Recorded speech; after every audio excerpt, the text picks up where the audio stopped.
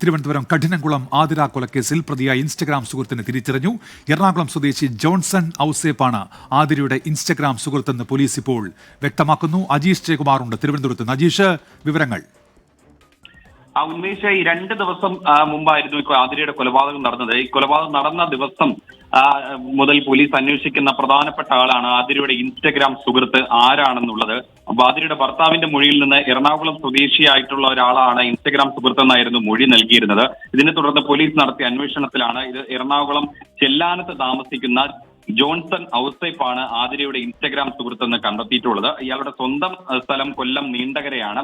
ഇയാൾ ഇപ്പോൾ താമസിക്കുന്നത് എറണാകുളം ചെല്ലാനത്താണ്. ഇയാൾ കഴിഞ്ഞ ദിവസം, അതായത് ഈ കൊലപാതകം നടന്ന ദിവസം ആതിരയുടെ സ്കൂട്ടറുമായി രക്ഷപ്പെട്ട ഇയാൾ ചിറയൻകീഴ് റെയിൽവേ സ്റ്റേഷന് സമീപം ഈ സ്കൂട്ടർ ഉപേക്ഷിച്ച ശേഷം കടന്നു കളയുകയായിരുന്നു. പോലീസിന്റെ നിഗമനം ഈ ട്രെയിൻ കയറി ഇയാൾ രക്ഷപ്പെട്ടിരിക്കാം എന്നുള്ളതാണ്. എന്തായാലും ഇയാളെ കേന്ദ്രീകരിച്ചാണ് പോലീസ് ഇപ്പോൾ അന്വേഷണം നടത്തിയിരിക്കുന്നത്. ഇയാളെ പിടികൂടിയാൽ മാത്രമേ ഈ കേസ് അന്വേഷണത്തിന്റെ ഒരു ചിത്രം തെളിയുകയുള്ളൂ. മാത്രമല്ല, ഈ കേസിലെ പ്രധാനപ്പെട്ട ഒരു സാക്ഷി ആതിരയുടെ ഭർത്താവ് രാജീവാണ്. ഈ വീടിരിക്കുന്നതിന്റെ നേരെ ഓപ്പോസിറ്റുള്ള ക്ഷേത്രത്തിലെ പൂജാരി കൂടിയാണ് രാജീവ്. ഈ രാജീവിന്റെ മൊഴിയിലും ചില വൈരുദ്ധ്യങ്ങൾ പോലീസ് കണ്ടെത്തിയിട്ടുണ്ടായിരുന്നു. അതായത് രാജീവ് പറയുന്നത് താൻ ക്ഷേത്രത്തിൽ നിന്ന് മടങ്ങിയെത്തുമ്പോൾ മാത്രമാണ് ഭാര്യ മരിച്ച നിലയിൽ കാണുന്നത്. ഈ സമയം വീട്ടിൽ ഉച്ചത്തിൽ TV വെച്ചിട്ടുണ്ടായിരുന്നും ചില ദൃക്സാക്ഷികൾ പറയുന്നുണ്ടായിരുന്നു. രാജീവിന്റെ ഈ മൊഴിയിലാണ്, അതായത് 7 മാസം മുമ്പാണ് ഈ ഇൻസ്റ്റഗ്രാം സുഹൃത്തിനെ കുറിച്ചിട്ടുള്ള വിവരം ആതിര ഭർത്താവ് രാജീവിനോട് പറഞ്ഞിരുന്നത്. എന്നാൽ ഇയാളെ കുറിച്ച് കൂടുതൽ താൻ അന്വേഷിച്ചില്ല എന്നാണ് രാജീവ് പോലീസിനോട് പറഞ്ഞത്.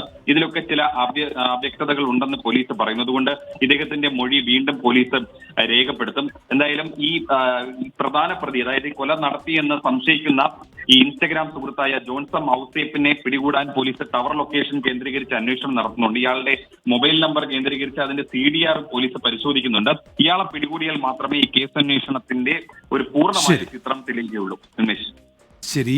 അജീഷ് ജയകുമാറാണ് വിവരങ്ങൾ നൽകിയത്. നിർണായകമായ വിവരമാണ് ഇപ്പോൾ പുറത്തുവരുന്നത്. കഠിനംകുളം കൊലപാതകത്തിൽ പ്രതിയെന്ന് സംശയിക്കുന്ന ആളെ പോലീസ് ഇപ്പോൾ തിരിച്ചറിഞ്ഞിരിക്കുകയാണ്.